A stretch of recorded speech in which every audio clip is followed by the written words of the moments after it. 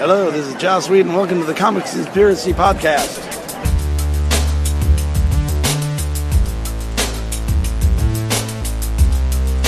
First message I sent Ryan this morning, Age of Ultron melted my brain in a good way. Hello, and welcome to the Comic Conspiracy episode 207, where Charlie's brain is always melted. You actually caught that? I did. I just hit record and you kept talking. So. Oh, jeez. That's a good intro. This is the week of, this is a podcast for the week of April 27th, 2015. My name is Ryan Higgins. Who is here with me this week? Brock Sigger. Toby. And Charlie, if you didn't figure it out already. Yes. You know, it's like your brain. No, I know. We caught it all. Yeah. So, before you guys continue to listen to this podcast, this is a special episode. A spoiler cast. Yes, this is a full episode spoiling Avengers Age of Ultron. Movie comes out Thursday night, Friday, if you want to be technical, May 1st. We all got a chance to see an advanced screening of it. It has been out for weeks overseas, so if you want to know the entire plot of the movie, you could hear it. I mean, from other people have mentioned it constantly. Reviews are out now, so we are going to spoil the entire movie for you and talk about it. If you have not seen the movie and you don't want to be spoiled, you should stop this episode now and come back and listen to it Friday or Saturday, whenever you see the movie. Or take a chance and listen to the Comedy Button, Geekbox, Good Jump Brain, sure, podcast, right? Or Wanderers in the Fourth Dimension. Yeah. Getting there. Yes. You can listen to any of this stuff. The Infinite Long Box. Yeah. But don't listen to this podcast if you don't want to be spoiled about Age of Ultron, is what we're talking about. There's various comic news this week, but this episode will probably end up going long. So we're just going to start recording now, and I'll play it by ear at the end of the episode and see if we do other stuff, because maybe we can. But that's not planned. Plan for right now is we're going to talk Age of Ultron for the entire episode. If we do talk other stuff, will you at least try and timestamp for people to know when they can No, listen it will to be it? like a whole other episode. Okay. If I decide we have enough time to keep going, but I don't want to be here till 10 o'clock, so we're probably going to just talk about Age of Ultron, and then we'll move on. We could talk about Age of Ultron until 10 o'clock. We probably could. Ryan has actually had a really tough day with the diamond shipment. It's been a long day. It's been a very long day. Yeah. I know. It really upsets me, too, when they don't ship my digital combo packs. Well, there's all sorts of stuff missing from this shipment. We had a bunch of damages. There was massive traffic on the highway. I was super late getting here. Just one of those days where everything goes wrong. His car almost ran out of gas. My car almost did run out of gas. I didn't notice that it was on empty, and it was like below the empty line. And when I pulled into the gas station, I got off the highway and pulled into the gas station. It was like, poof, poof. I could feel it like, oh, come on, baby, you can make it. I just took my foot off the gas. I coasted as far as I could on the highway and on the exit ramp and everything. I'm like, okay, I'm good. I was like, okay, you can do it. So that was a good one. You're lucky you have kind of a down slant. Yeah, most of the time it was fine. So anyway, Age of Ultron. We all got to go see it thanks to Marvel and Disney and a number of other retailers in the area. It looks like they got invites too, so that was cool. We saw it over in Mercado, which is over in Santa Clara. The not Full House, which was I think it was a contest. It was a contest thing because a lot of radio stations were advertising tickets and stuff like that. So I think a lot of it was like promotional, like winning tickets. Yeah, because they had. They said, "Oh, get there early. We overbooked these things." No, there was 80 extra seats, maybe 50 extra seats, maybe more. Enough extra seats where I'm just like, they should have just given us more passes. Oh yeah, totally. Sucker up. Yeah. It was surprising how many extra seats there were for something like this. And if we would have filled it up, and those people still would be going with us on Thursday. Well, of course. And at least me and Brock are going to go see it again on Thursday because we were told. Hey, Toby's already. His eyes are already starting to roll. God, are you seriously going to bring this up? Of course. Oh my God. Either way, it's a major. Old man Thursday. Ryan Higgins. Just to establish, either way, he had already purchased That's like tickets for Thursday. First thing you're gonna say. We have like it was the first thing that I noticed. I walked in, they checked my name off the list. I go up, the lady hands me a pair of 3D glasses, and I'm like, "What's this for?" She's like, "The movie's in 3D." I said, "No, we were told it was in 2D." She said, "Surprise!" I was like, "This is a bad surprise. I hate 3D." And me and Marshall kind of looked at each other and we're like, "Are we leaving? Are we staying?" And Marshall's like, "Well, we'll stay." I'm like, "All right." So we stayed and watched it. I hate 3D. I fucking hate 3D movies. It makes it look movie 5 days early. This is going to come up This is different. I mean, if you go into the movie theater and there's only 3D available, sure, I'll take your pain and your complaining and everything. But a free preview screening early, basically a week early, you're going to complain about it. But he was emailed prior to this and told that it was exactly. They could have been on VHS. I would have watched it. So we went and saw Man of Steel, the preview, which was about a week early, right? Same deal. It was in 3D. That I'm very happy I went and saw it again opening day because I feel like even though I enjoyed the movie, it made certain scenes difficult to watch in 3D. Yeah. And I liked the overall plot of the movie when we saw it, but I remember being like, man, I really can't wait to see this when it's in 2D because now, it totally could just be me. I don't like 3D. Sure. But I don't like 3D either, but I do think you have even bigger issues with it than normal people do. I'm in agreement with you. I can't stand 3D. Like, people are fuzzy when they shouldn't be fuzzy. It's there's scenes that literally, like, there wasn't as many because Green Lantern was in 3D and that literally looked like cardboard cutouts moving across a screen. That was not the best 3D. I know it's not the best 3D either, but there were moments where I was kind of just like, oh, this is a pain to watch. And I actually, when I got home and I was even on my way driving home, my head was just aching. We'll slowly work our way through the plot of this movie, probably from start to finish. But as a good way to start, the opening scene of the movie, a total action-packed scene, which I totally called after. Oh yeah. And if you've seen that shot of all of them kind of in the snow with a running pose, right? That's that scene. That's the opening scene of the movie. I remember when we first talked about the reveal for Scarlet Witch and Quicksilver. I'm like, they're totally going to make that the opening, part of the movie is that. Which I really dig because from the trailers, it looked like it's going to be one of the main scenes in the end. Right. So seeing that right at the beginning, I was like, thank you. Huge fight. But what else are we going to get now? And I will limit my issues with 3D, but I'm using this as an example, and then I'll have one final thing to say about 3D, and that's it. I won't talk about it again. No, you will. It's okay. That scene was really difficult for me to watch in 3D because it was so blurry. Everything looked like a bad video game cutscene because of the 3D really makes stuff look like shit. The part that I really was disappointed with the 3D in is when and people have seen this already in the trailers when Cap's on his motorcycle and they do this kind of rotating pan shot. It is an amazing shot, and I cannot wait to see it in 2D. But in 3D, it's so just things you're like, okay, this is 3D, this is not. It goes in and out of focus in the background. It's really hard to kind of figure out what's going on, and that's such a great shot in the film in that opening sequence. So the last thing I'm going to say about 3D is David Safar, Red Hat Man. Exactly. If you listen to Wanderers in the Fourth Dimension, a friend of Charlie's, you'll know who he is. He recommended after the podcast that He was there? Online. He tweeted at me to purchase. Oh, I believe it was David. No, wasn't it Trevor? Was it Trevor that runs the Wanderers? Twitter? As far as I know, Dave sent it to you. Okay, I thought it was Trevor. I thought it was Dave that runs the Twitter. Well, whoever runs the Wanderers One Twitter of the account. Wanderers send you this message. That would be Dave. Yeah.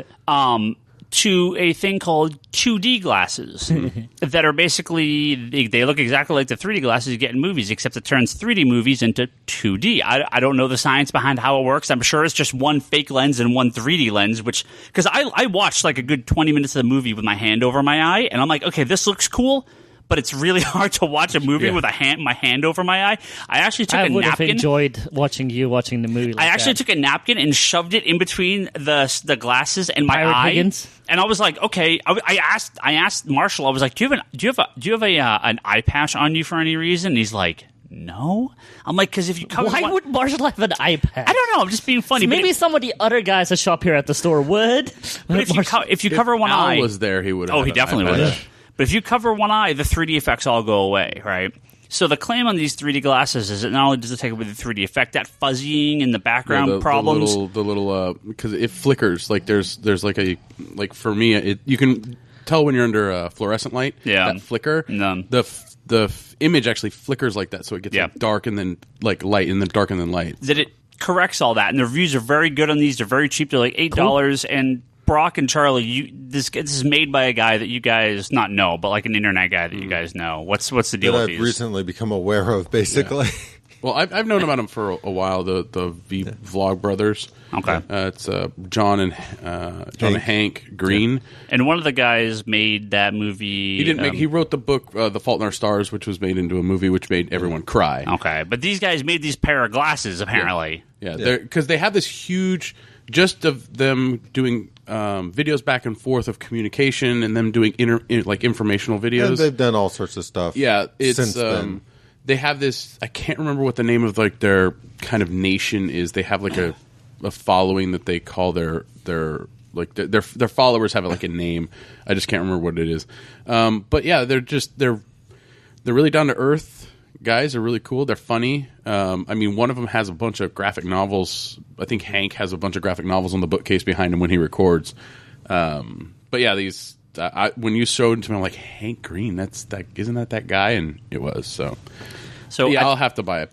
I'll have to buy it. It's like 2dglasses.com or 2d-glasses.com. They're like $8 on Amazon. Like, awesome. I'll totally try these out next time I go to the theater. I was going to say, I'll buy a whole bag just to have my ready, just so you stop complaining about this. So, I'll be honest, I don't like 3D either. I mean, it's not my thing. But, free preview, I'm not going to care. Right? But the last I'm going to say about 3D is there's a very good chance the 3D distracted me to a point that my brain was not focused on the fun of the movie. And I can believe that. I mean, we had the discussion about The Hobbit. I couldn't stand the high frame rate on The Hobbit. Just, it's not my thing. Sorry, Yeah. But no, I mean, the 3D, I mean, I hate it too. I don't like it. But I have to say, I did watch a demo on a laser projected 3D thing, and it was the most amazing images I've ever seen. No flicker, crystal clear. It's cool. Everything 3D. It's almost like you're there. It was like phenomenal. I didn't even know how to explain it, but it's a really expensive thing that I think theaters don't want to implement. Sure. But it does exist. So really good 3D does exist, and I've seen it with my own eyes. Well, I like the 3D on rides. Right, because it's very fine tuned. Ooh, no, I go like on Star Tours, and I'm like, bleh. No, this should be the same that you see in the theaters. But the thing is normally it's a more contained environment, right? You don't have this huge open space. Like really shouldn't have mattered, especially with you guys. I like to sit at the very behind of the theater where it looks like a normal screen. If you go like that Simpsons ride at Universal Studios, that thing's bigger than a movie screen. I think that screen is that huge. used to be the Back to the Future thing too. Yeah. But huge. But for me, like the rides are Mamex, like I can deal with rides, and I haven't done it, but Charlie and I talked about it. But he said that like the CG animated movies are a lot better in 3D. I believe Most of the time, the CG animated movies it's naturally tend to have it a little more low key. Also, like every movie kind of has that one shot of just trying to be like, look, it's in 3D. You can totally tell now. But I think 3D movies work best when a lot of the effects are a little more subtle, and that's just one of those things that, especially with the way movies are filmed, I think there's all this emphasis on we got to make the 3D really pop, where I kind of actually think you want the opposite. You want to draw the audience so into the movie that they don't notice the 3D. If you put in a ton of shots where the 3D is distracting, that takes away from the movie. I will say this, though. I've always found it weird. Like, I don't do it often, but technically my TV at home supports 3D. So occasionally I'll be like, I want to sit down and watch Avengers in 3D. Or yeah, because you bought the one that had the 3D so you could get all of them. Yeah. And I've always thought it looked better at home than it does in the theaters where it costs me extra. And I think a large part of that is I kind of feel like the depths are a little more subtle, and there's differences that I pick up, like the effect of the way they always do sort of like Iron Man inside the suit with the screens popped up in front of his face. That actually looks really good on my TV at home when I'm watching it in like 3D and Avengers, where I never went, wow, that looks good when I've been like in the theater watching it in 3D. But at home, you're watching it on the display. Isn't the theater still a projection? Yeah, that has a lot to do with it too. You lose a lot of luminance and stuff like that. And, this is not the 3D podcast. Yeah, I was going to say, 3 hours later, we're going to be like, fuck 3D, 3D, I'm going to kill you. No, you're going to kill me. All I have to say is I want movies 2D. That's what I want. Sure. That's all. So, we're gonna try something a little different here. No, we always try stuff different. All right. It always fails. So, we're going to start at the top.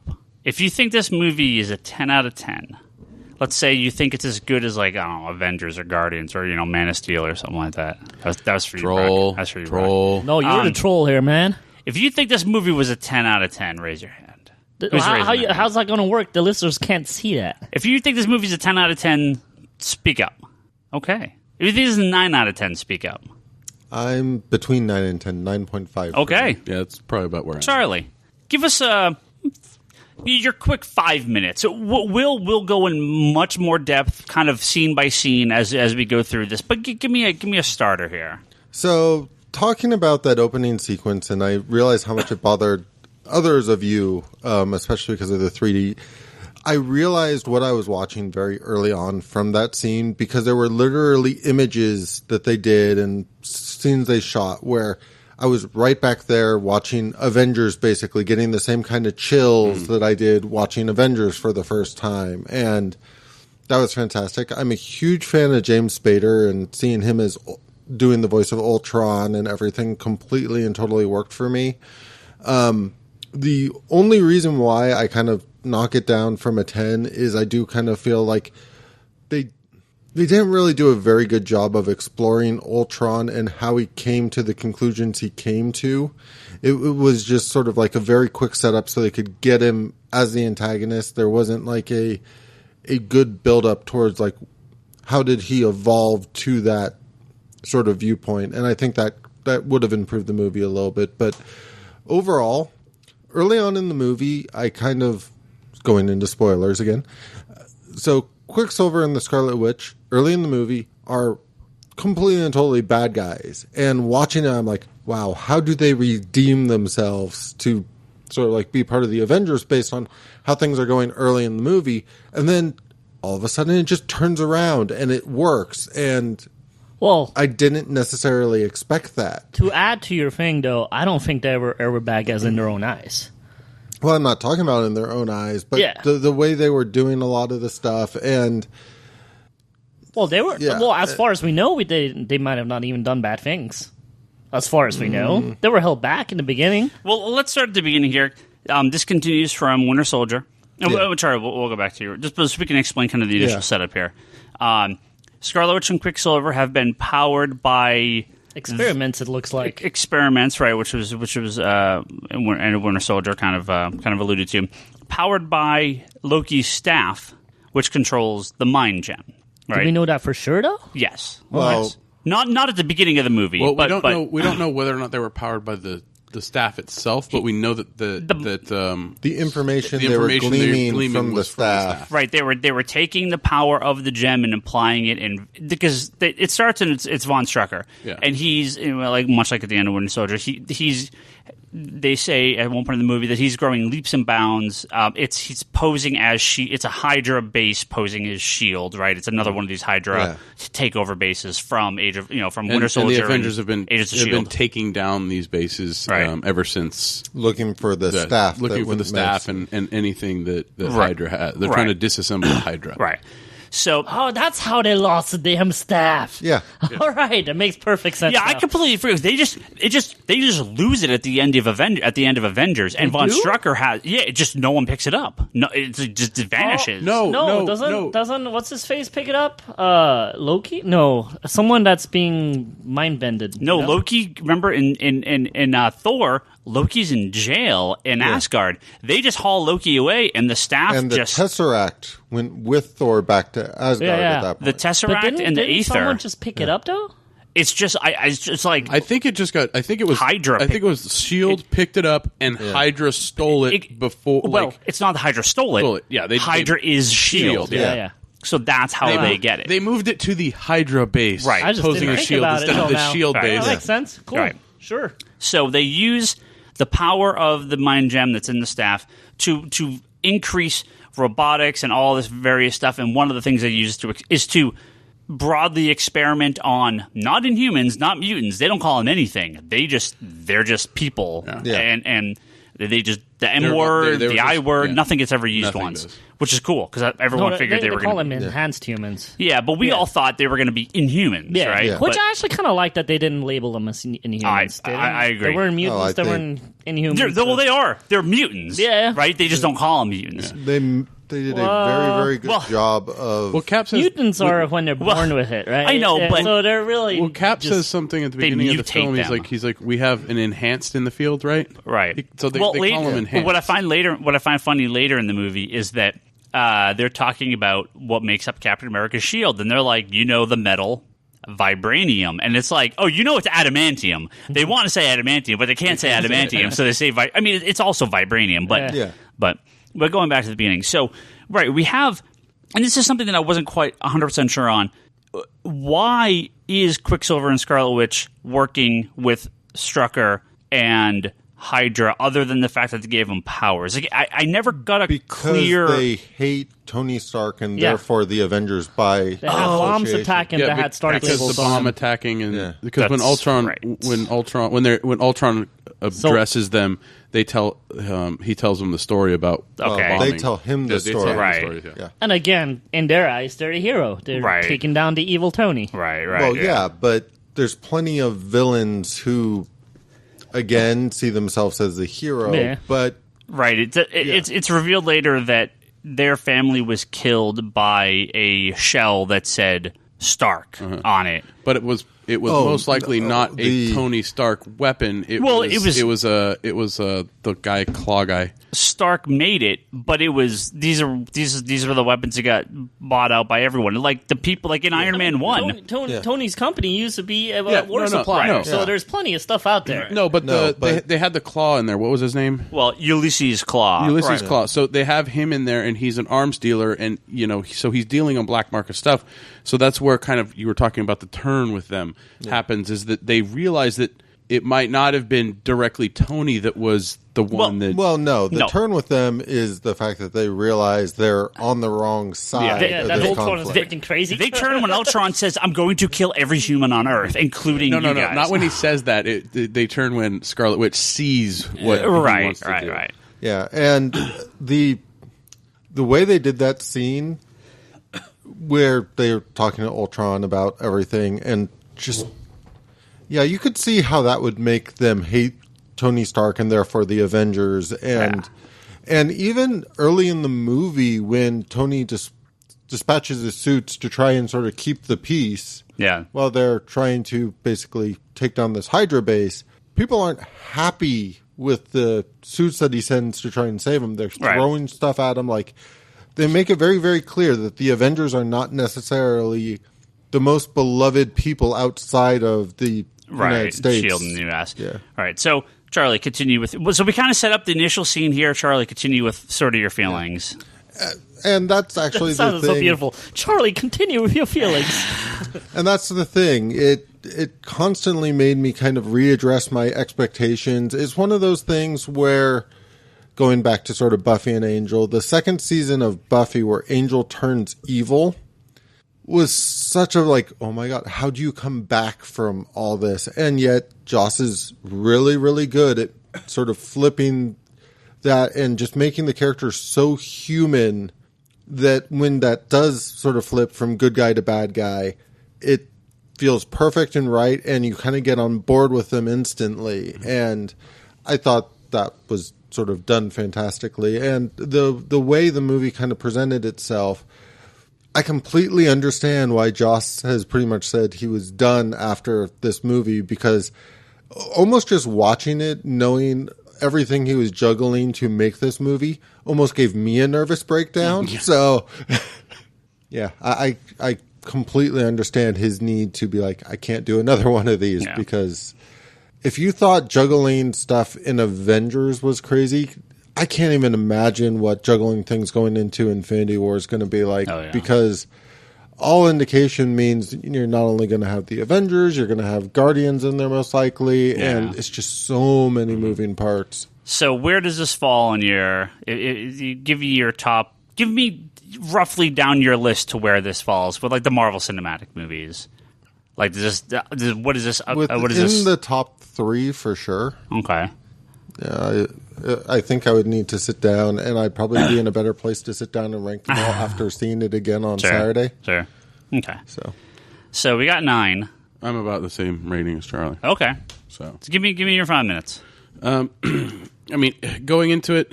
Well, the next big scene that we probably want to talk post that is, I would say, the party scene, really, right? That's kind of the next big one. Well, the party scene's kind of the relaxing, kind of celebratory, kind of just, up moment before... Did they finish their mission? Before they finish the mission, but before the shit hits starts to hit the fan, because at that point in time, Bruce Banner and Tony Stark have started, mad scientists being mad scientists. They made a deal with Thor to have 3 days. So they have a limited amount of time with the staff to study it, and so they're studying it, and they realize, this is like a computer. We can make AI and stuff like that, and so they start trying to make the Ultron program, and so and Stark describes it as like a shield around Earth. Yeah. Like it's going to be like kind of.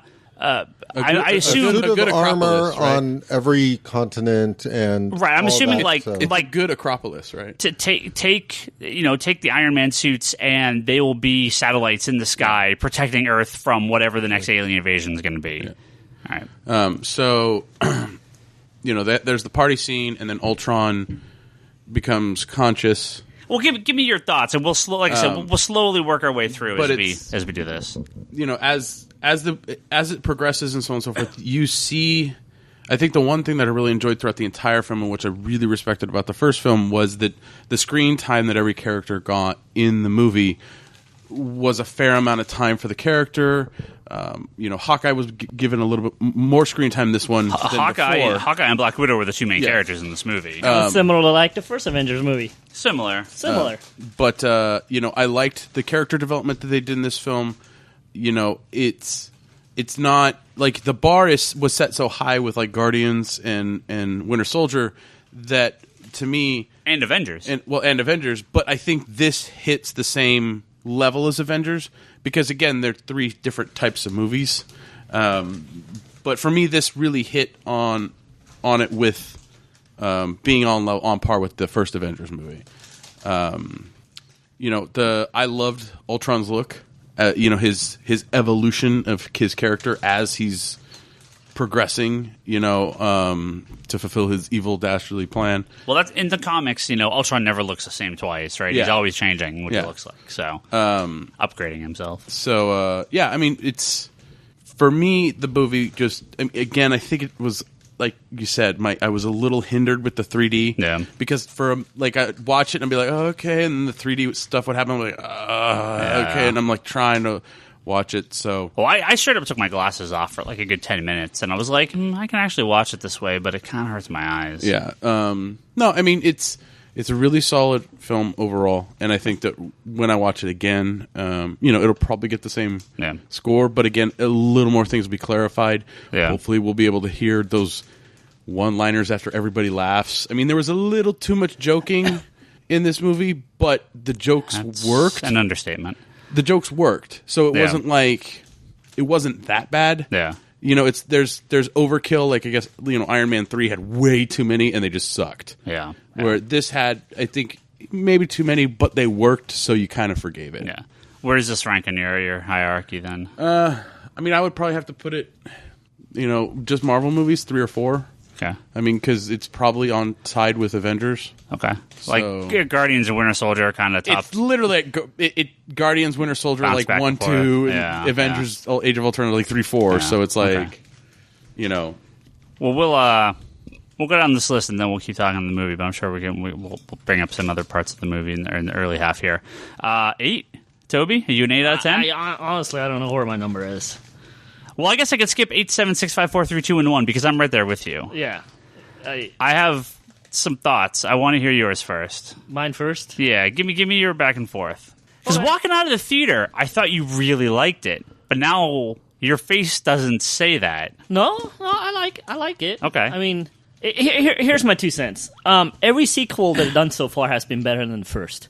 Like, Thor and Cap have been so-so for me, but Thor 2 and the Cap 2 were amazing to me. Right? I would argue Iron Man is the exception. That 2 is not as good as 1. I forgot to mention Iron Man. Iron Man goes backwards. But the vast majority of them, yeah. Iron Man is the first one, and I don't really count that one for some reason. So, but everything else, where it actually planned everything, I think the sequel has been far superior than the first, and this one is the same in that vein. Like, so you think this is better than Avengers 1? Oh, far better. Do you not like Avengers? Yeah, we talked about this. I don't remember. Everyone loved it. Look, Avengers 1 to me is they promised a giant team up movie, and that's what they gave us. There's no complaining about that. It's just that's what it is. It's a giant team up movie. I always like a little bit more, and I feel like this movie actually given us a little more than that. It just a bit. I feel like the first one is really just a team up movie. Look. Bunch of superhero dudes beating up aliens and done, and a couple of jokes. This had a little more for me in there, so I like that. Also, they had a little things to build up on, so they had a little more history, and I always like the history in movies and comic books in general. So to me, it's definitely better than the first. I would probably place it at like 4 or 5. To me, still Winter Soldier's I think still the best one, and then probably Guardians, and then probably still the original Iron Man because that movie is fantastic. At that point, it's either Thor 2 or Avengers 2 for me, Age of Ultron. No, I really enjoyed the movie. I really did. I really like how they honored the characters this time.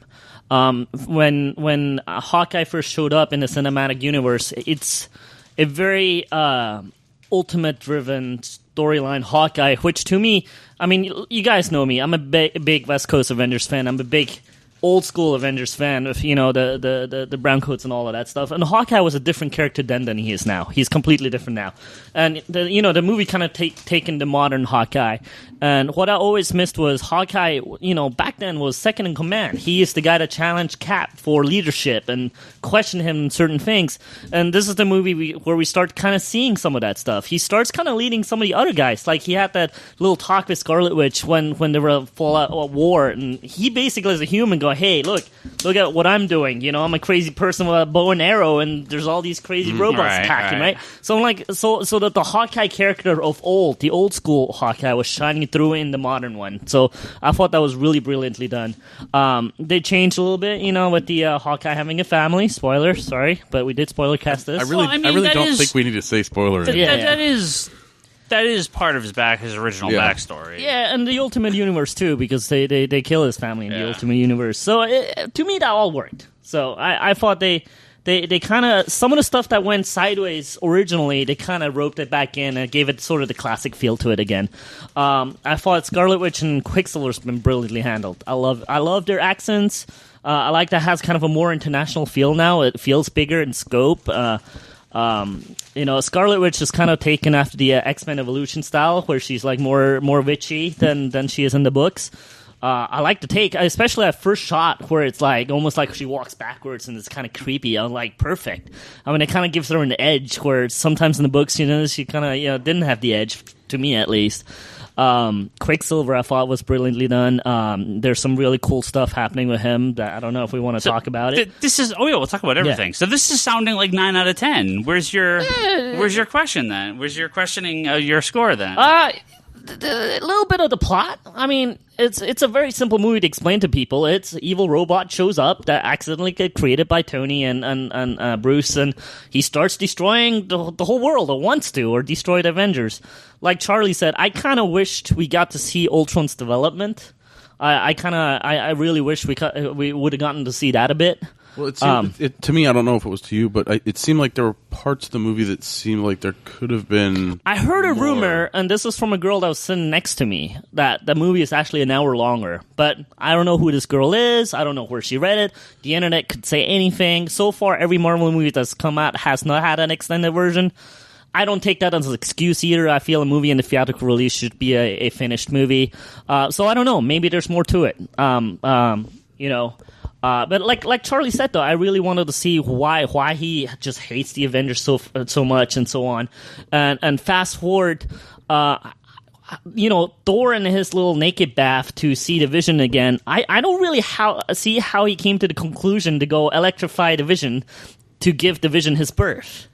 right? So, Well, that I feel like kind of came out of nowhere. Well, let's jump way forward in the movie, but let's talk about this bath scene for a second. I have no idea what it was about, what they were trying to do. Well, he wanted to go back into the Vision.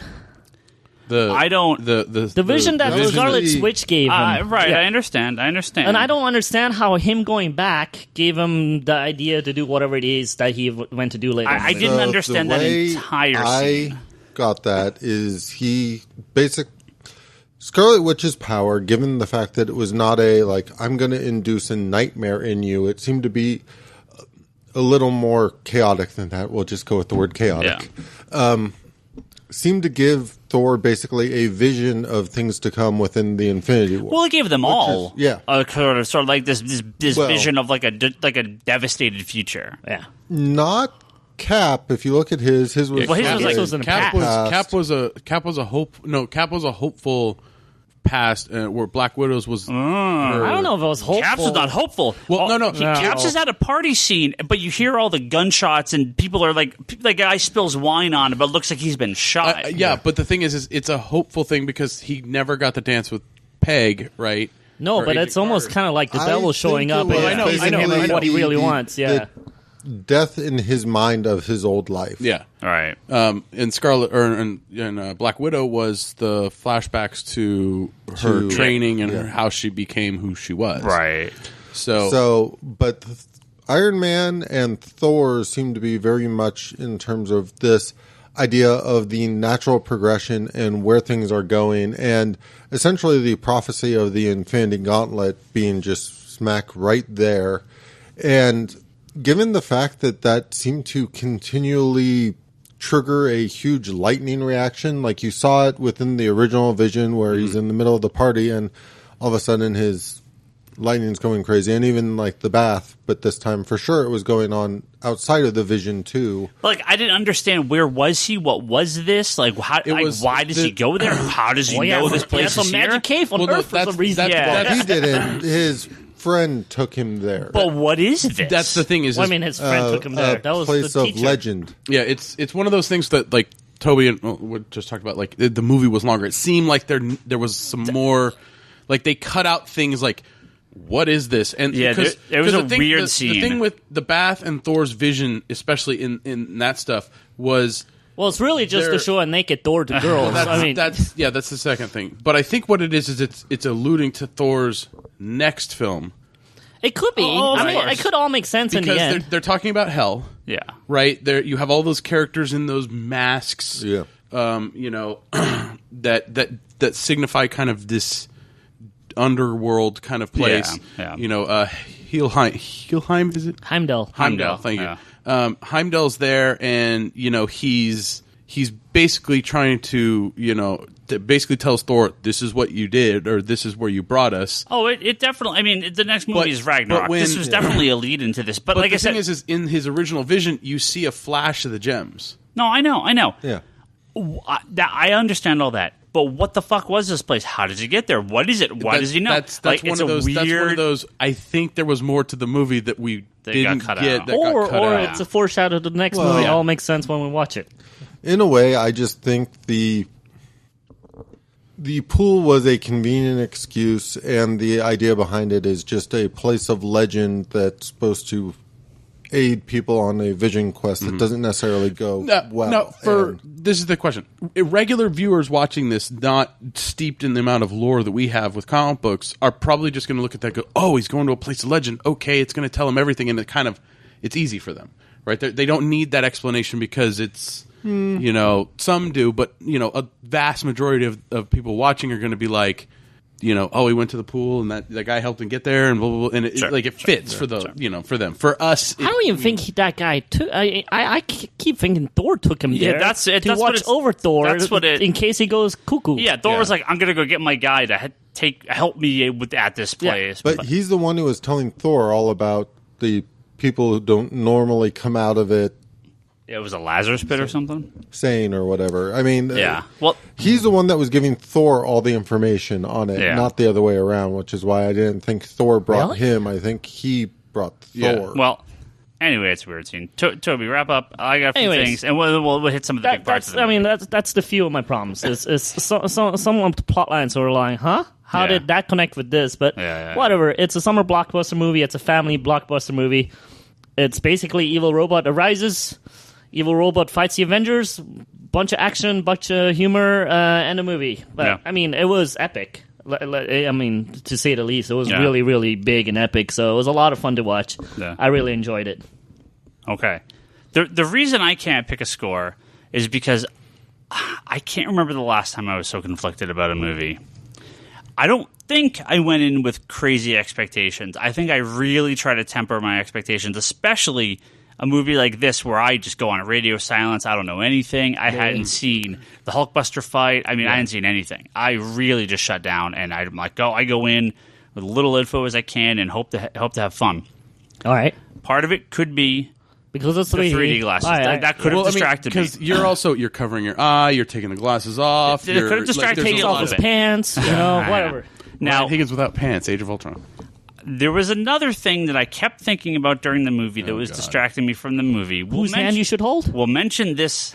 #troll. We'll mention this later when we talk about some of the bigger scenes in the movie. Okay. So I think I know where you're going with this. Yeah, we'll talk about that in a few minutes. Yeah. But when I'm watching the movie, there are parts that I really liked. Yes. I liked Vision. I liked Vision a whole lot. We haven't really talked about the Vision. Vision team are really great, yeah. But it maybe seemed a little rushed to get him there. Again, Ultron's motivation for anything seemed like I didn't... Well, let me rephrase that. Until the mid-credit scene, which I think explains everything, in the course of the movie from start to finish, nothing about Ultron really made a lot of sense to me. The character, the motivation is humans are bad, so I'm going to kill all the humans to protect humans. And humans will evolve if they're all dead. It was like a weird, okay. And his reason for creating the Vision was like, I'm going to evolve myself into this humanoid, vibranium-made machine thing. Right, which is, okay, I get where he's going with this, right? Mm-hmm. But, the creation of Vision, he gets interrupted. Thor busts his staff, throws the mind gem on it. He's half human, he's half Ultron, he's half nothing, right? It's like he's this third kind of being.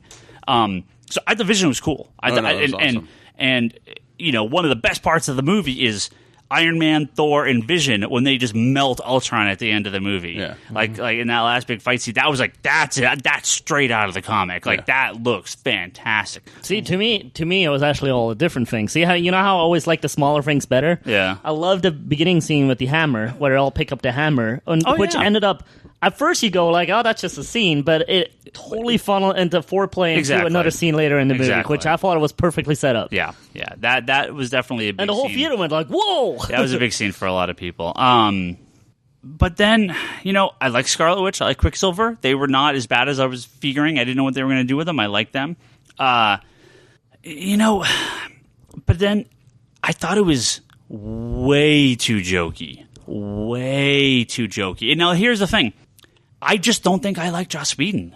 I never really got into Buffy. You just made a bunch of enemies, man. I know. People throws. I thought our podcast numbers are going to drop. I always thought I loved Joss Whedon, and then I thought about it, and I'm like, well, I only watched a couple seasons of Buffy. What's wrong with you? I didn't watch Angel. I watched the first episode. Oh my god! What's even more wrong with you? I watched a couple episodes of Dollhouse, did nothing for me. All right, that's fine, fair enough. But still, what's wrong with you? Dr. Horrible looks like the worst fucking Firefly piece of shit ever. No, I never even saw Serenity. I like the Buffy comics, and then I stopped reading those after a while. I like the ideas. The Amazing X-Men. I like the Astonishing X-Men. Yeah. So I like a lot of his ideas, but I always felt like, and I like some of his people. I like Drew Goddard. I like a few of the other guys that like the Buffy cast made Daredevil. Right, I like those guys. Wait, what? Not cast. The Buffy crew made Daredevil. This is a Spartacus crew bit. All right. Well, there was like four of Joss's guys were involved. The writers, yeah. Yeah. But the guys making the show. You know what I mean. All right. 3 or 4 of the creators were Buffy guys. Or Joss's guys. So I like things kind of around that he does, but Avengers may have just been a fluke. Because to me, Avengers felt the first one was like, funny, but it was exciting. It was over the top, but it wasn't just like the stuff that bugged me in Buffy is what I think bugs me in this one. I thought it got too jokey, too tongue-in-cheek, too witty, too just like, okay, just fucking get on with the movie. Like, you don't have to make quippy remarks at every scene. And the first one I don't think gets that deep. Well, the thing about that is the first movie is them getting together, so they don't have close relationships yet. Where, like, some of the characters do, but some don't. In this one, they've been together doing things, so there is more of that relationship going on. So there are going to be a little bit more of the back and forth. But there was a lot. I agreed. I said there was a lot, but it worked. I guess the way I saw it, and this is just for good or bad.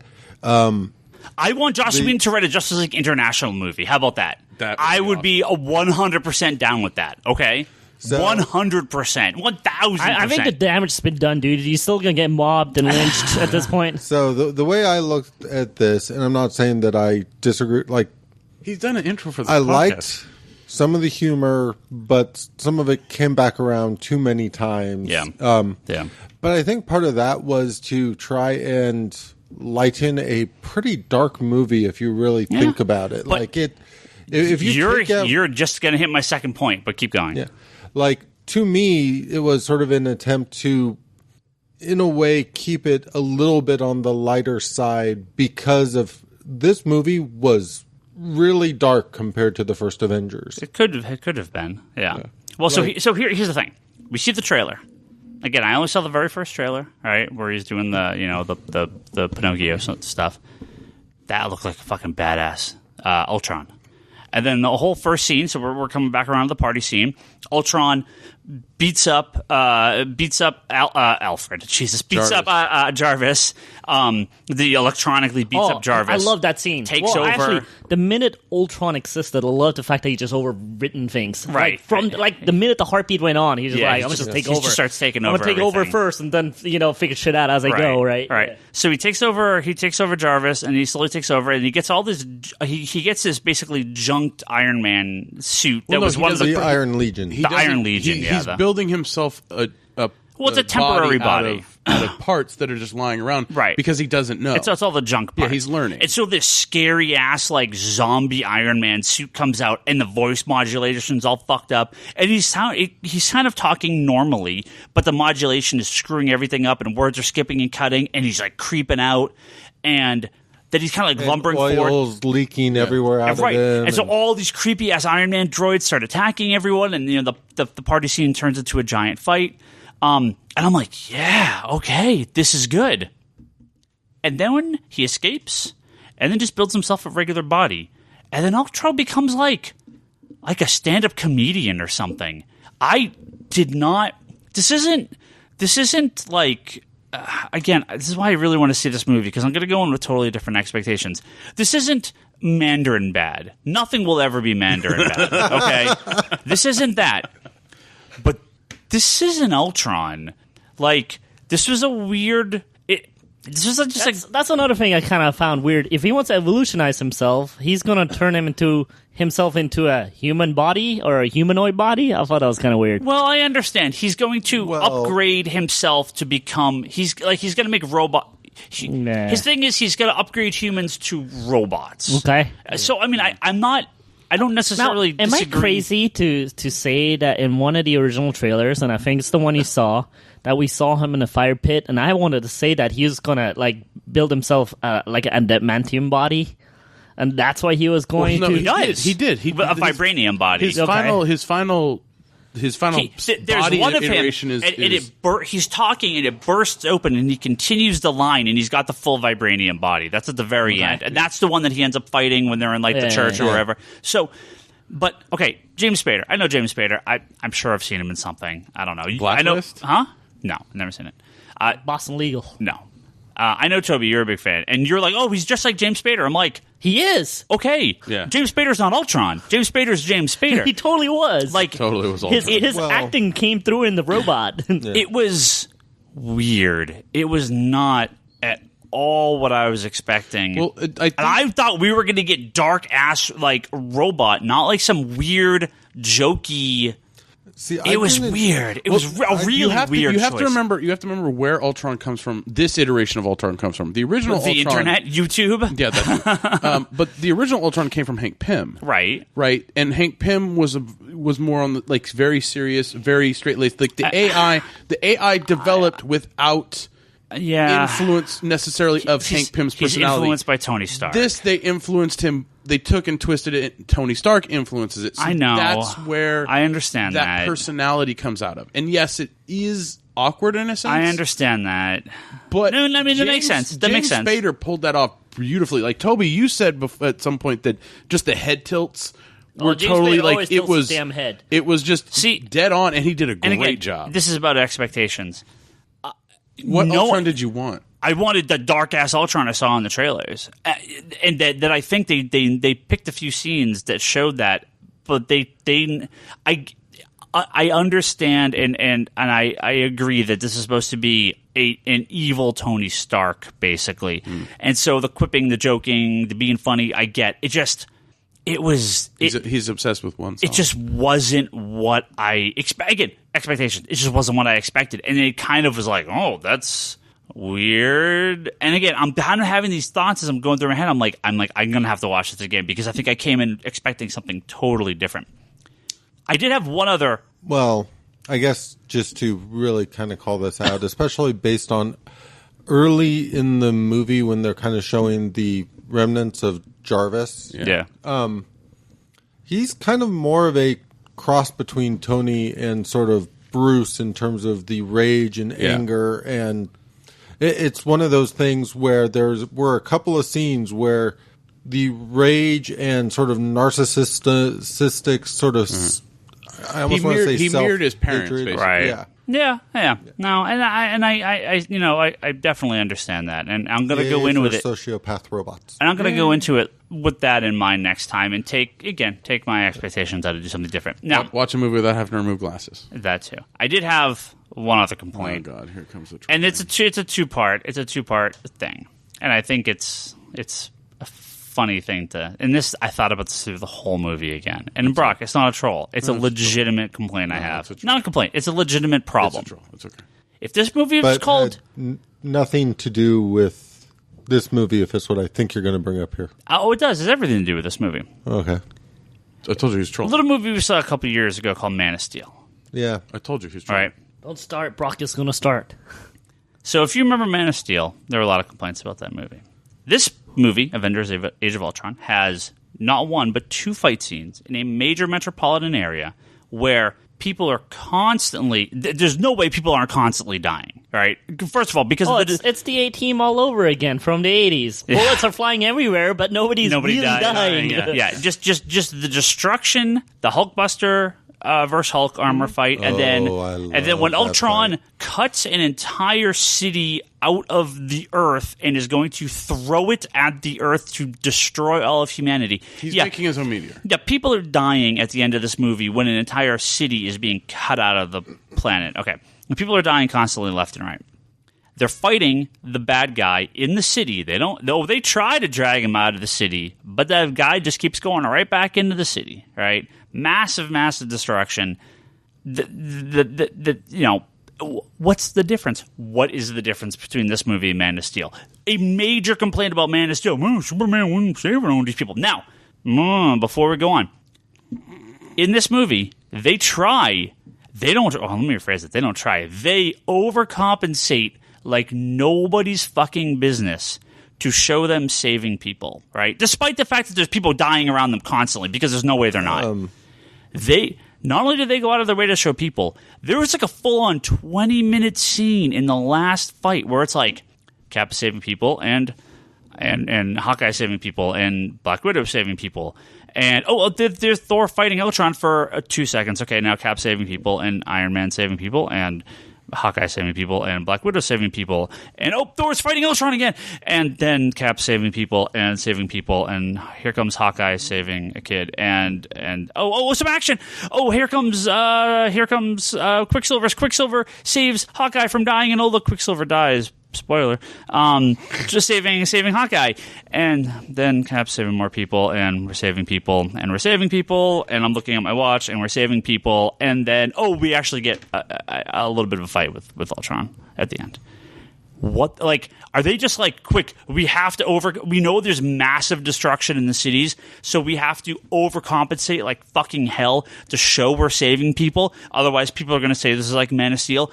When it doesn't matter, because it's exactly like Man of Steel, because there's no way they could save enough people from the massive fucking destruction. Mentally by Brock Sager. It's not. For like it's not the last Brock. like how many years? If this movie was called Justice League, the first fucking article I read would be massive destruction. Justice League fails to save millions. There would be infographics on the internet constantly of like Brock fucked with your head. So much. No. It's not Brock. It's everyone. There would be because Man of infographics. Steel is a shitty piece. There would be crap. infographics left and right. The plot in that movie sucks. The destruction point is great, but it doesn't make any sense. There would be infographics left and right explaining how many people died.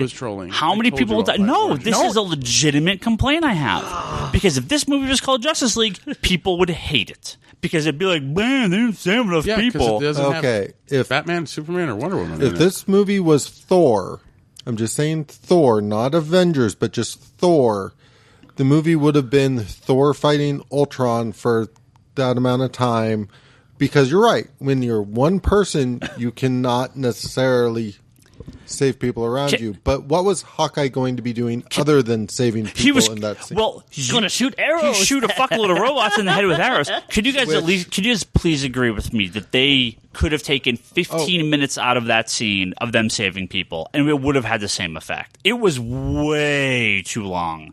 They just kept showing them saving people. Well, I think it was someone agree with me. My way I view that scene was we're not Spider-Man was a lot of saving people. We're not Spider-Man swinging. It wasn't a lot of saving people, but it was also a sense of being overwhelmed everywhere as Ultron sending out these things to essentially murder people. But we don't see this.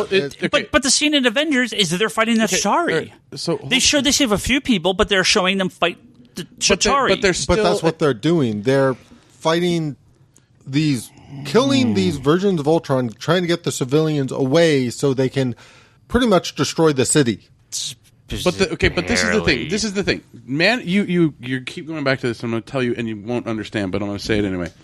In Man of Steel, there was no evacuation. Well, I do understand Man of Steel if we really want to talk about this. There's absolutely an evacuation. Where the fuck is the evacuation? You don't remember the whole part where Jimmy and everyone they're running away? They're all running because the thing in the center. You mean the three people that are running away in the empty street? Where's the shotgun? I'm going to shoot everybody. Who held on until the very last they held on. second. No, I will say they held on, but there was no evacuation of that city at all. Yeah, there was at all. And Metropolis is far larger than whatever the place was in Avengers. No, I know, but the destruction point in this was done perfect. Man of Steel, it was awesome to see, but it was too much. They evacuated that section of Metropolis. It's okay. Okay, well, when I was watching that movie and that constant saving was happening, I knew Brock was going to say this, and I knew you were going to say the other thing. I knew it was coming. I wasn't even going to bring Man of Steel up. I knew it was coming. I knew it was coming. I was like, I knew it was coming. Brock is going, oh, this is done the right way. And then Ryan's like, oh, it's a direct answer to the fucking internet. Of course. Do you think... It's fucking true, though. I mean, watching the movie, I was like, God damn it, fucking Ryan's going to say this, and Brock is going to say the other thing. Do you not think that they had this big fight scene with Ultron, the city was getting destroyed, and someone's like, if we do this, people are going to say it's exactly like Man of Steel. We have to show them saving people. I guarantee you something like that happened. Yeah. Thank you. On the other hand, though, I also enjoyed it. I like the little things. But it was like 20 minutes of the movie. You know what I didn't like, though? What I didn't like, though, is they foreshadowing that damn kid and mom so much. Oh, yeah. Why couldn't it just be a random kid that fell off, right? Why do we see, 3 shots of that kid? Because the whole time I was thinking, maybe there's a power in that mom and something's going to happen. Whedon does that in his movies. He did that in Avengers with the blonde. Oh, every scene in this movie is foreshadowed by another scene. So, again, maybe it's just a Whedon thing. I don't know. So, here's my overall take on Avengers. I'm really happy that I'm going to go see it again because I'm going to go in with a totally different set of eyes and a totally different set of expectations. And definitely the eyes. And I may like it. And I may like it way better.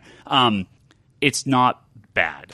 It's just I think I'm going to go the opposite of Toby, where every sequel has been better than the previous. I don't think this is as good as the first. I think Avengers #1 did something amazing that we'd never seen before, and it's going to be always one of my favorite movies. I think this is like, okay, we've seen it. What else you got? It's just the same movie as Avengers 1 again. I think there's a lot of it is the same. Yeah, I mean, that's kind of like the plot lines. I mean, I have a little bit of problems with plot, but you know, as an entertaining movie, I quite enjoyed it, and we got a little bit of backdrops and backgrounds on some of these characters. Yeah. No, I will.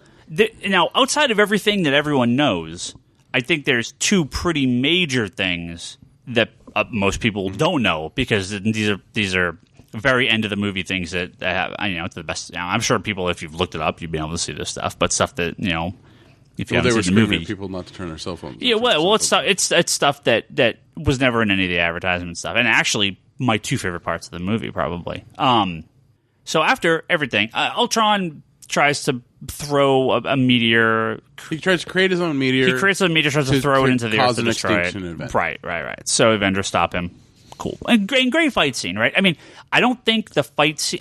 They have the scene again where they show Ultron deviates from his plan to better himself to just destroying everybody on Earth. Well, I think when they take Vision, he's because he will survive. Yeah. He did use the humans to build his Vision body, though. Yeah. Well, but the whole idea is he wipes out humanity. Then you do whatever he wants. Create a new humanity from what's left. Right.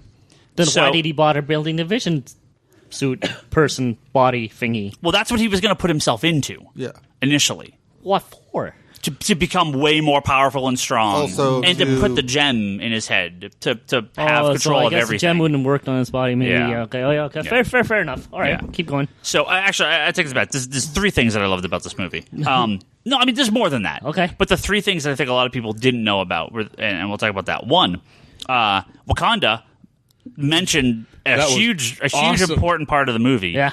And we mentioned it earlier, we get Claw. Not only do we get Claw, who's a Black Panther villain, we get the origin of Claw. Mm-hmm. He's just a drug dealer, he's an arms dealer, who then gets his arm cut off by Ultron. Mm-hmm. And that's just he's gonna put on his little vibranium, a shock arm or whatever, and boom, we now have Claw that will be in the Black Panther movie, because he's Black Panther's number one villain. That guy fits the look. That was really cool. That guy is one of the most famous actors you don't know. Oh, is he? Who is he? Yeah, it's Andy Serkis. Is that it? Why, as Claw? Yeah. Really? He's Caesar. He's Smeagol. Yeah. It's Andy Serkis. Are you serious? Yeah. I had no idea. He doesn't look. I've seen pictures of him.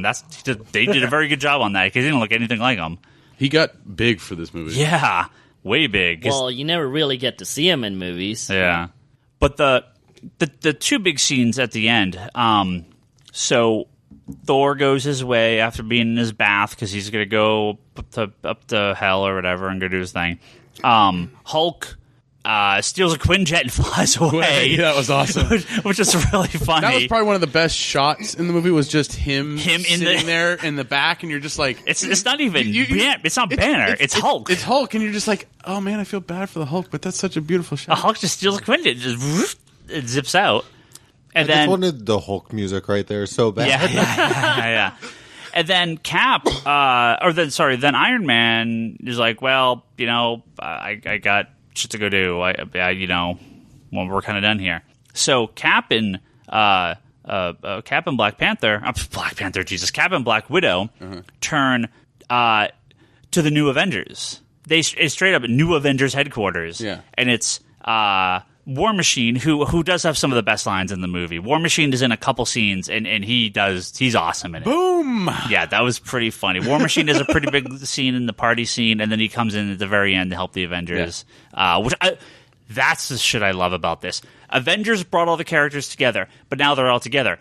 The cameos in this movie was my favorite part. Yeah. So we get... well, they were very naturally done. A party scene where their friends would show up. Right, exactly. When they needed them, they would show up. Right. And then the lead-in for where the characters are at the end of the movie. So it's Cap, Black Widow, War Machine, Falcon, who he had no other scene in the movie except in the party. The party scene very briefly. Yeah, he was dropping the Winter Soldier reference. Yeah, I would have loved to have seen more Falcon because he's great in Winter Soldier. He's what's his first name? Is Mackie? What's his Howard Mackie? Yeah. I'm pretty sure it's Howard Mackie. Anthony Mackie. That's Anthony? The actor? Anthony Mackie. Yeah. I'm not sure. Howard Mackey's an old comic writer for Marvel. I think it's Anthony, actually. Yeah, you're right.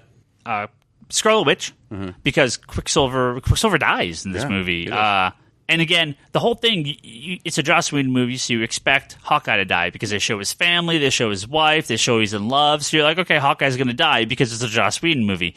And then he's going to be the leaf on the wind. And then when he gets saved by Quicksilver and Quicksilver dies, his last words are, "I bet you didn't see that coming," or something to that effect. Yeah. It's just like, I bet they didn't see that coming, old man. I'm like, I actually did. That's kind of running joke, like between Hawkeye and him, especially. Right. But that's whole movie. But that's to the audience. They have the first interaction. Like the first character that Quicksilver associates with is Hawkeye. Yeah, he beats the crap out of him. And then the last one he associates with is Hawkeye. So That's for the audience. That's the Joss Whedon fans going, "Oh, you didn't actually kill Hawkeye. You killed this other random guy out of nowhere." That's a surprise for Joss Whedon fans because Joss just kills the people that are in love. That's what he does. But then Vision. So Vision's the powerhouse. Go back to the Quicksilver death though. I kind of really liked it. The whole bullets in his arms and he goes, "Oh shit!" Yeah, I was like, and the crowd was like, "Whoa!" Yeah. I thought that was nicely done. The two biggest reactions from the crowd were when Quicksilver died and then when Vision picks up Thor's hammer. Yes, that was the scene that people were like, "Whoa!" So let's get going, and he's just holding it, and you're like, "Yeah, what the fuck?" Well, brilliantly done though. That's excellently set up.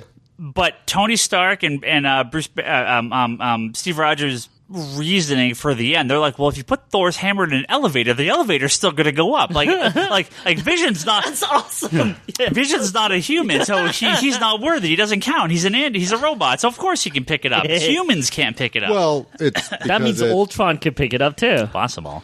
But part of that kind of goes into one of my favorite parts of the movie, just cracked me up was actually when Steve tried to pick up the hammer and it wiggled a little. Yeah. And Thor was like Thor's look on his face, oh shit, yeah. That was awesome. Well, there's a couple of hammer good things in there. The Quicksilver running and seeing the hammer fly by and he tries to grab I got this. I got this. He just flies off at the hammer. He grabs the hammer and the hammer just drags him through for like a mile. Hey, that's really funny. So look, again, I didn't hate this movie. Okay, what was your third? We'll get to that in a second. There's things about this movie, and again, when I go back to watch it, I'm going to go in with a totally different perspective. Because the 3D, the 3D did.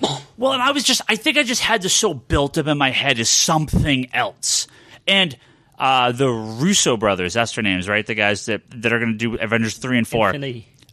I'm perfectly fine with Whedon stepping away because I think. The joke, there's jokes in Winter Soldier. I have a feeling the Infinity is going to be a lot darker and a little more serious. Which I am. The tone of Winter Soldier. I am, and Winter Soldier has some jokes. There were some light parts of Winter Soldier, but I thought it was a darker, grittier. I don't need every movie to be Man of Steel level. Trust me, I don't. I love the comedy. The interactions in Winter Soldier were perfect. Where you're having Scarlet Witch and Steve talking about him dating. Black Widow. Black Widow, yeah. And Feet off the dash. Yeah, huh? Feet off the dash. Yeah, feet off the dash. That's one of my favorite parts of that movie.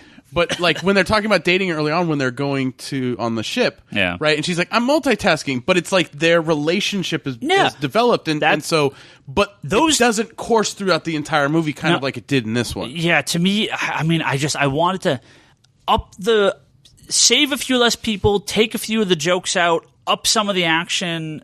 I think the action was taken away by the 3D because I had a difficult time watching the action scenes with the 3D. Not up the action, maybe just cut some of parts out and make this movie 15 minutes shorter, and I think it would have 15 minutes of something else or something else. Yeah, but we said earlier, why the hell is Ultron really doing any of this stuff? And it kind of doesn't make any sense when you're watching the movie until the mid-credit scene. Well, it's not the mid-credit scene because here's the main credits. And then the credits. It's called the mid-credit scene. It was very short. There was no after-credit scene. Very short. I want that statue. Oh, the set. Oh yeah. Okay. The second I saw that, I'm like, yeah, Jim's gonna have that in his house. They have basically a giant statue of all the Avengers fighting Ultron, like this kind of marble statue. And Leanne turns to me and she's like, "So they're gonna make that, right?" And I'm like, "Yeah, I'm sure they will." But so after the credit scene, we get one of the shortest. For that, it would probably be worth it. Yeah, we get a very, very short scene, but one that made a lot of people freak out. And it really explains a lot of stuff. And that is very simply, I'm going to paraphrase here because I don't remember the exact wording of it. Is very simply, it shows an Infinity Gauntlet with no gems. And then into frame comes Thanos, who says, well, if you're going to do it, I guess do it yourself. No, he's like, I guess I have to do everything myself. I'm going to have to do everything myself. Yeah. Right. Like I said, I'm paraphrasing. Because it's the gauntlet is in a cabinet and it opens and you see it and all of a sudden Thanos comes up. Right. And So grabs Thanos it picks up the gauntlet and puts it on. So this now, in my mind, completely changes every movie that we've seen to date. Now, people theorize that, and we've talked about it. Well, I mean, we got it a little bit with Guardians and a little bit with Avengers in how things were going on. We knew Loki had his own things, but Loki was, I mean, definitely one of there was a big push with him. Right. I mean, but I don't think we knew to the extent. So Loki's staff has one of the gems, the mind gem, which is now in that Thanos would give a gem to anybody. Well, here we go.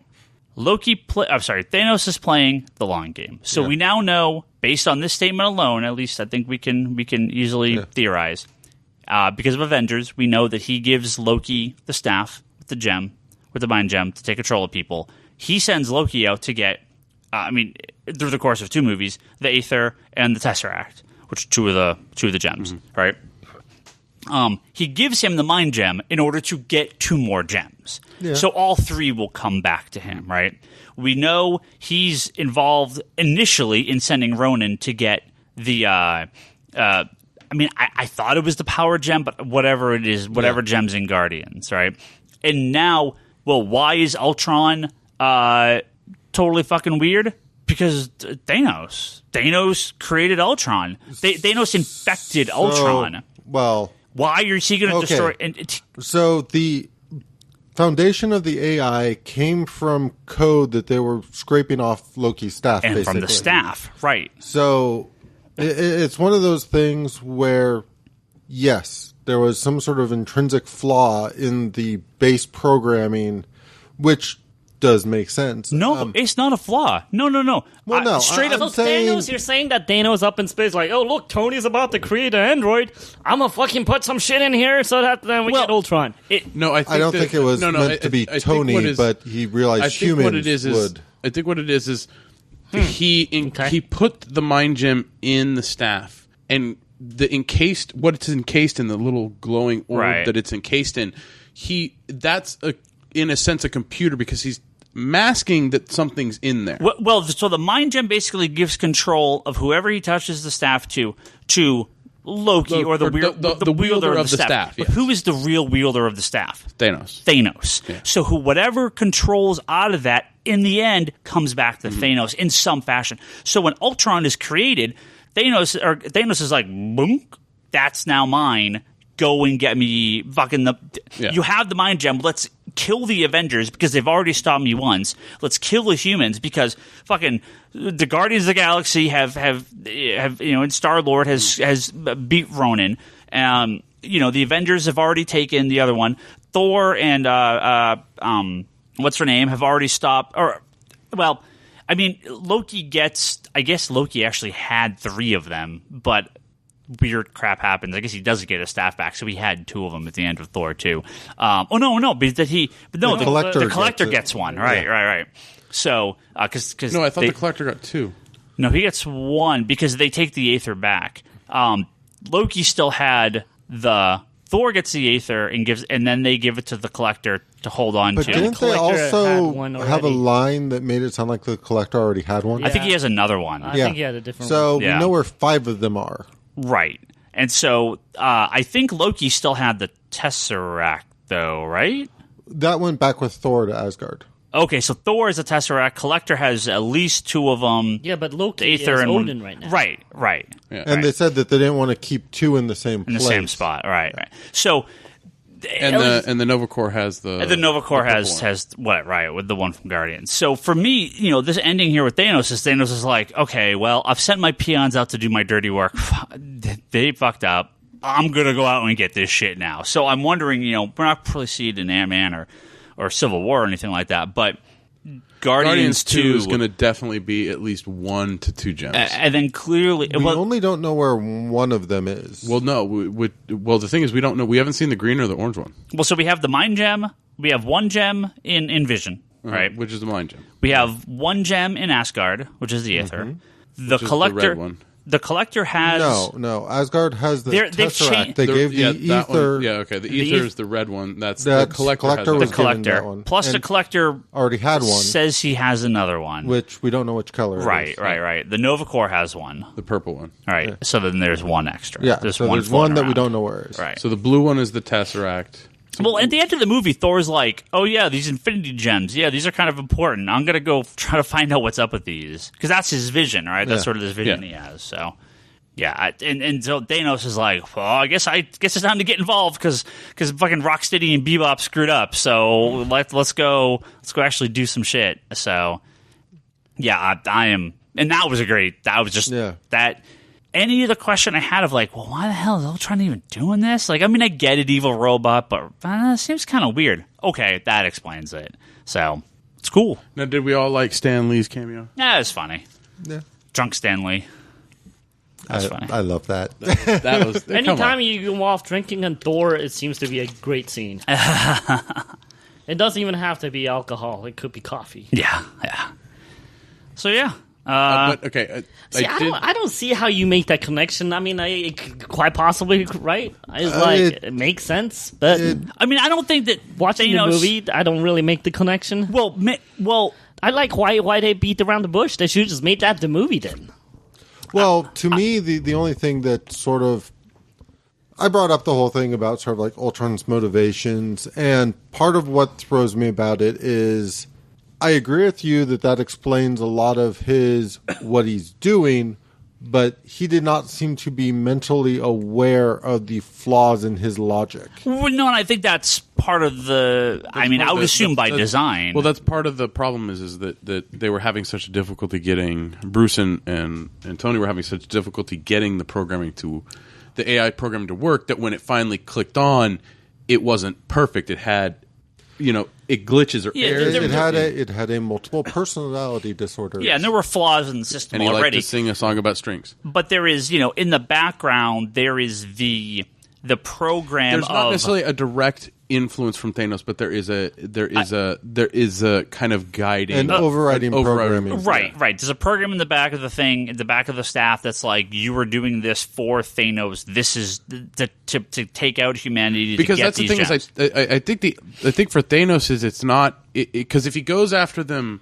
Because in the comics, he's not supposed to go after them all at once. Like, it's not if he very goes after efficient them, that he's going to take out the entire human race to get his gems. Well, just go take the gems and fly off. Oh no, he's obliterated. Well, he tried tons of people. Well, or people planets. have tried for him, right? The Loki tries well, that's the for thing him. Is he's not. If he goes after them directly himself, then people will know he's going after him. If it's somebody else is going after him, then people don't notice it's going on. And Thanos lives. It's not like he lives for 10 years or whatever. I mean, he's hundreds of years old. He can live he's like thousands of years old. Yeah. I mean, he plays like this long game. So he's been trying, working his way through this for a while, and now everything's kind of coming. But he's like, oh, these humans have messed me Why up. do I have to go do work? I'll have other people do it for me. Well, exactly. Right. He just sits in his throne and tells this weird, face guy, his weird mouth guy to go get stuff for him. I'm assuming it's also one of those things of Thanos seems to already be known within the universe that if people know he's going after these, then that presents other complications. Well, right, because you'd have the entire Nova Corps or any of these people could go after him at that point. If he's stealthily, I think with Ronan, they didn't know what was inside that Ronan did and Thanos did, but no one else knew what was inside the and then they finally knew what was in it, and the Nova Corps now has one. Right. So yeah. Still one of my favorite scenes in Guardians is when the Collector sees it and he just goes, oh. Yeah. I'm so funny. Curious just how quickly, like, I almost expect part one's going to be Thanos essentially tearing apart people, getting the gems, and then part of me thinks that's going to end on him, him dominating with the entire gauntlet. It should. The last scene should be him with the gauntlet with Galactus and the Living Tribunal and the Celestials just like all fucking tied up, and then he's like half of the population of the universe dies, and you just see like half the Avengers die or whatever, and people are just like, "What the fuck?" And just just nothing. Do you also think that that's how they're going to bring Quicksilver back, possibly? Sure, yeah, they could. And they can, bring people back that way? Yeah, they could. Now, I mean, do they bring Nebula back? I assume so. I mean, she's the one that... She didn't die. But, I mean, do they bring her back, like, in that large of a role, or do they give it to someone else? No. Because Nebula is the one in the comics that... Yeah. I think it's back to what Charlie says. It's Nebula has shown herself as such an evil character that this is her redemption, right? Maybe. We'll see what happens. We'll see. There's going to be major changes. I just have one question for you guys. That was one of the best lines in the movie Visions when he's talking to Ultron at the end. He's like, "Oh, you are so naive." He's like, "Well, I was born yesterday." I was. Yeah, that was a good line. That was great. Like I said. There was definitely some good stuff in this movie. Did you guys get a little bit of Doctor Doom vibe from Ultron? Well, especially with the town, the European town. It kind of felt like the town should have been Latveria. Yeah. It felt very much a Doctor Doom vibe. So they don't say Doctor Doom. They don't say Latveria. They don't say adamantium. Yeah. They don't say. Oh, well, that was actually funny. Cap goes, "All right, guys, Avengers." And then it cuts. He doesn't say assemble at the end because it's the new Avengers. That's weird. So that's really going to be the extended cut. Just one extra word. Yeah. Now, we didn't talk about this, but what did you guys think about the relationship between Black Widow and Banner?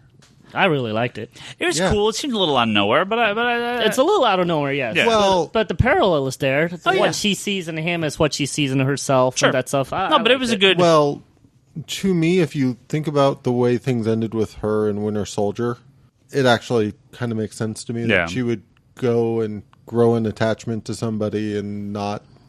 I just, based on the first movie, always thought Hawkeye and Black Widow are going to hook up eventually. But they're pals.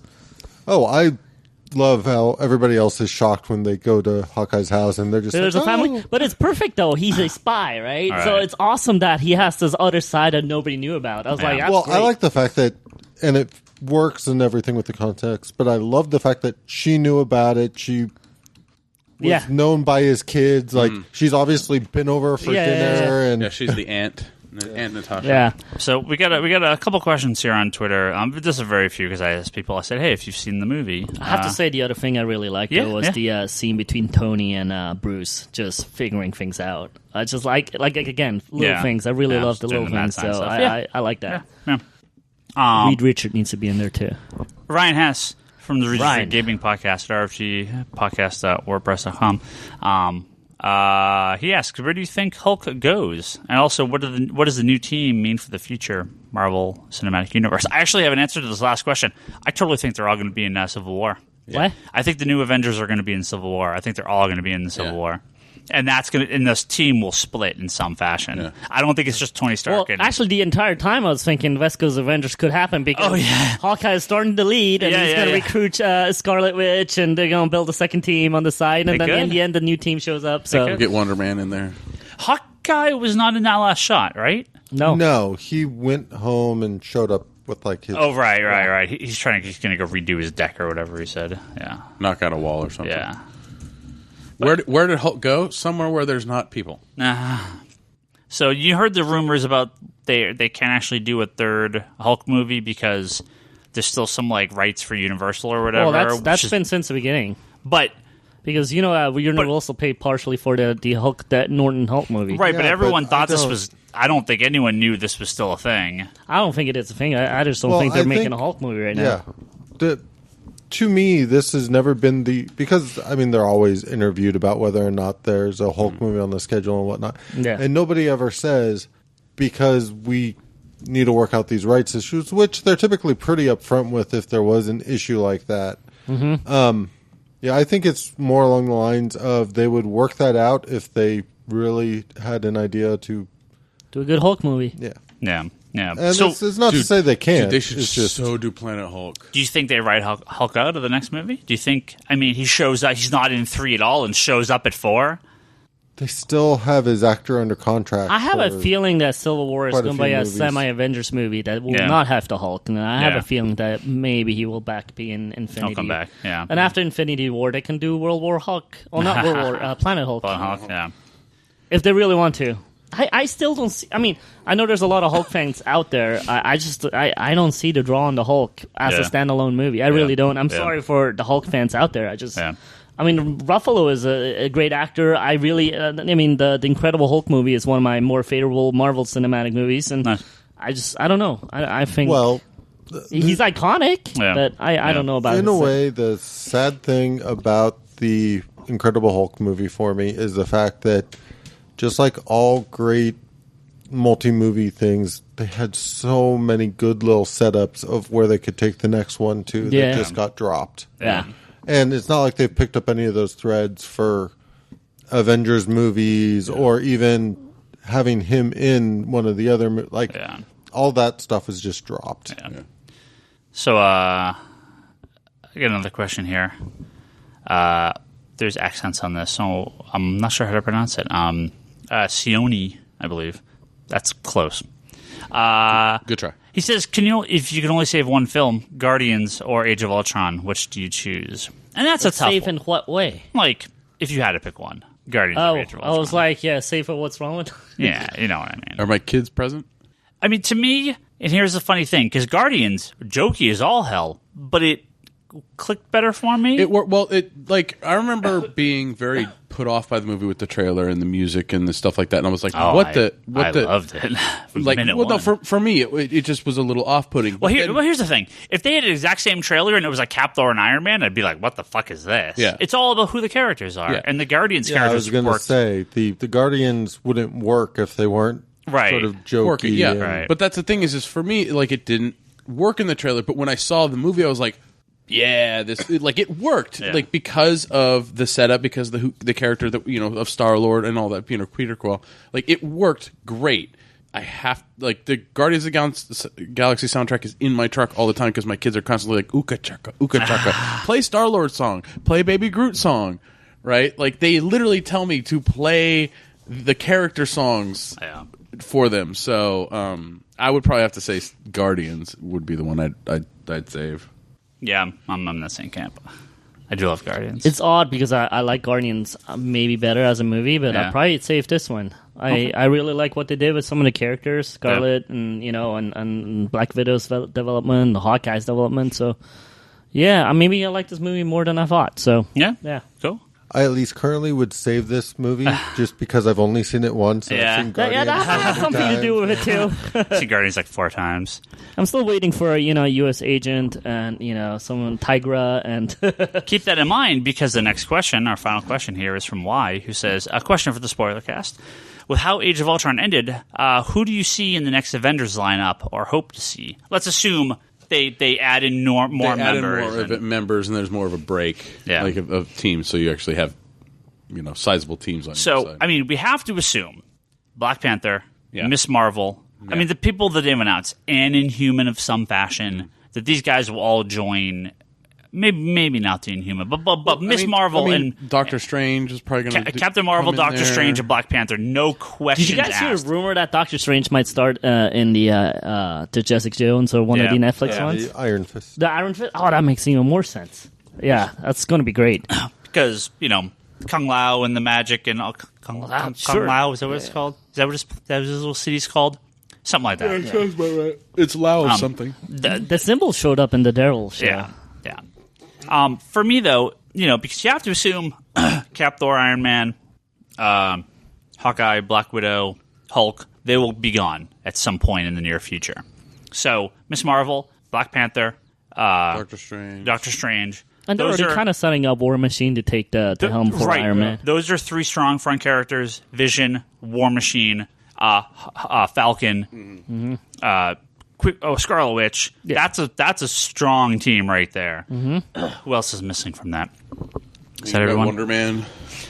I think Wonder Man is not going to make this. No, I'm cinematic just talking universe. about guys that we already kind of know. But you know, Bucky is Cap. Bucky, Winter Soldier, U.S. agent / Winter Soldier. Yeah, I really wonder where they're going with the Civil War stuff, because if they're gonna kill unquote Steve, or we get a little tease of that in this one. Now I know the Avengers are sort of like Scarlet Witch hexed when they start to fight at the beginning of the movie, but there's that kind of distrust between Steve and Tony Stark in this movie. Yeah, that extends beyond just their initial, or beyond their sort of hexed fight. That Tony's like, I'll do whatever I can because that's just who I am, and I can't say no to anyone. I'm going to do what I want to do.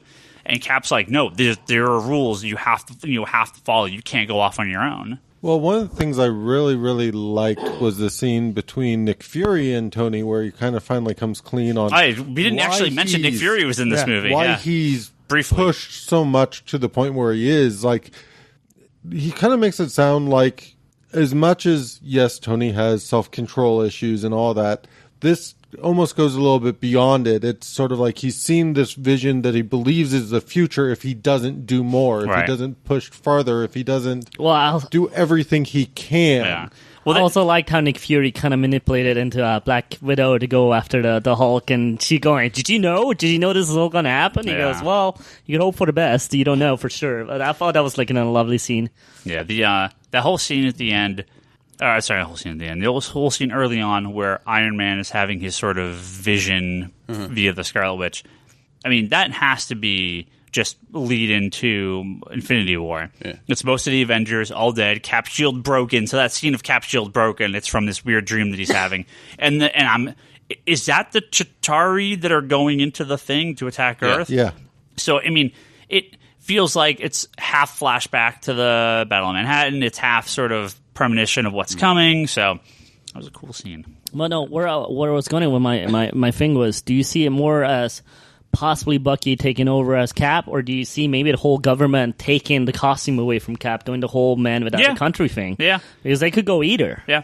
Turn him into U.S. agent. Yeah. See, my take on this right now, and a lot of it, is the hedging your bets. So it's not necessarily that they're going, we're going to have Bucky take over as Cap. It's more along the lines of, if Chris Evans decides tomorrow he doesn't want to make any more Cap movies, we have a backup plan. They're all signed on through Avengers 4. But after that, I think the main guys are all going. I don't see any of them. Well, it's crazy. Did you hear Chris Evans just went on record saying that the Avengers Infinity movies are shot back to back in 9 months. 9 months. That's not no Lord of the Rings, which I think they were like there for like 5 years or something crazy like that. Yeah, it was 2 years for the filming of the three movies plus post, which made it like 5 years. Yeah, but it's like what's his face, the blonde dude grew up in Lord of the Rings, right? Yeah. He started as a young man and ended as an old man. But whatever. But it's a hefty. It's a year, 9 months. It's basically a year out of the dude's life, right? Nonstop. And, I'm not saying that they're not going to lose some of the cast, and there's even some that I think may be under contract for longer than that. Yeah, and then I don't mind if they go away and come back. Yeah, I don't mind if we don't see Iron Man for like 4 movies, and then he comes and saves the day at some I don't know 20th. I mean, the way they had Tony start talking to Cap in this movie, it seemed like it was kind of.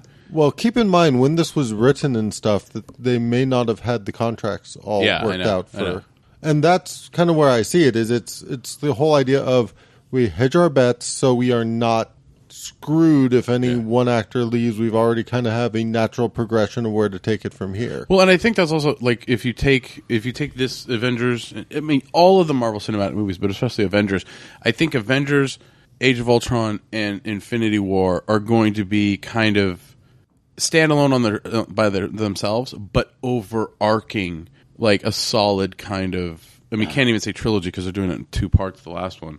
Well, yeah, I mean, they're all connected. That's why they call them phases. Yeah. Yeah. All right. Are you going to thank our Patreon people? Inhumans movie though, isn't that scheduled after Infinity War, which is really bizarre? Yeah, I think so. One of them is. Is there any movie between Infinity War Part 1 and 2? Yes. I can't remember which one. Yes. Doctor Strange. It might be Doctor Black Strange. Panther. Yeah. Yes. While you guys thank the Patreon people, go look it up on the internet. But yeah, we're going to thank a few guys here. And if you would like to be thanked or mentioned or whatever on this next just episode, support us because we're awesome. Or just do that too. Our next Patreon goes up in just a few days, so you have a little bit of time to jump in for the April one, and we'll be changing all our stuff over very shortly for the next Wait, next what episode. just happened? No, the new Patreon starts in just a few days, so you still have a few days to donate. Wait, what? Did we switching nights again? No, you still have a few days to donate. Sorry, I only listened to half of those. Well, we're definitely going to thank Albert Soy, who actually had tickets to go down to see it in Disneyland for like their screening thing, and he couldn't go because of something. So that sucks, Albert. Yeah, it was a Monday, like at 8 a.m. or something crazy. Ryan Heston, the Rigid Free Gaming Podcast, rfgpodcast.wordpress.com, and Julian Titus, Nerds Without Pants Podcast. That's at pixelbit.com, PIXLBIT. Or apparently Ryan at Age of Ultron. Yeah. Go listen to those guys. And thank you for the support. And yeah, patreon.com/comic conspiracy. You can go there and donate some sweet, sweet money to us. Thank you. All right, Phase 3, Captain America Civil War, followed by Doctor Strange, followed by Guardians of the Galaxy 2, followed by the untitled Spider-Man film, followed by Thor Ragnarok, which Marvel already had said on record that's the one that will change everything. Followed by Avengers Infinity War Part 1, Black Panther, Captain Marvel, then Infinite War Part 2. And then followed by Inhumans at the very end. We're talking about 2019, so none of these dates are probably going to stay put. Yeah, but that's the order they have it in. And, the whole Spider-Man thing threw everything off, too. Right. So, yeah. Yeah, what's the is the joke Spider-Man the next Avenger? Is that the title of the movie? So we're basically starting in 2016. Next year, we still have Ant-Man coming. That's the follow-up to Age of Ultron. But it's basically starting in May 2016 with the Civil War, and Doctor Strange is in 16 also. And then we're going actually into 17 for Guardians and the Spider-Man movie. Yeah. And Thor. And then 2018 for Avengers, Black Panther, Captain Marvel, and Avengers Infinite War Part 2. Yeah. A lot of years. Yeah. I seriously don't know how they're going to follow up the Infinity War, though, too. I'm like, dude, I just pack your bags and collect them up. It's very possible. No, they're up in Marvel Land. And but it's insane what they built here, though. I mean, insanely hard what they're doing. Yeah. And if this master plan comes all together after Infinity War, what do you do? Yeah, that's tough. Yeah, I mean, at that point, I'd be laughing and packing my money. You sell a ginormous Blu-ray box set that Charlie is going Red to Ray will be have up at that point. Oh, yeah, Red Ray. Whatever the next thing is. The packaging will be the gauntlet, and it'll be awesome. The discs are You inside. open the gauntlet, and all the discs are stacked inside the...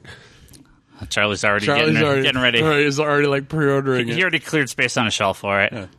All right. Are we doing a book club at some point? Yeah, probably next week. Okay. Yep. So thank you for everyone for listening. If you've seen Avengers this week that it's out, I have a feeling next week is going to be part 2 of this Avengers talk because we're going to watch it again. A little bit. Yeah. Me and Brock probably have a few more things to say. And Charlie, you're going back, right? Yeah. So yeah, I'm sure we'll have a little follow up. Definitely some stuff to talk about next week. Couple big news stories happened this week, but this is all Avengers. So and so the book club is GTO Volume 1. Onizuka. Yeah. Go check that out. All right, geekbox.net is where you can find all our previous episodes. So go there and check those out. Forums at geekbox.net and the Geekbox and Comic Conspiracy Facebook group. Go on there and talk to some great people. Digital.comicsconspiracy.biz. That's where you can go buy your digital comics from us. I don't think GGO's on there. That'd be nice if it was. Patreon.com/Comic Conspiracy. Go there and donate some money to us for the podcast.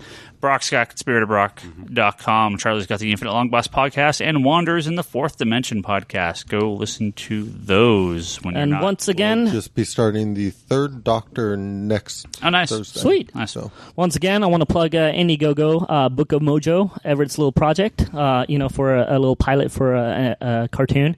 Get some diversity out there for some people. So yeah, go check out this little Indiegogo campaign. Good.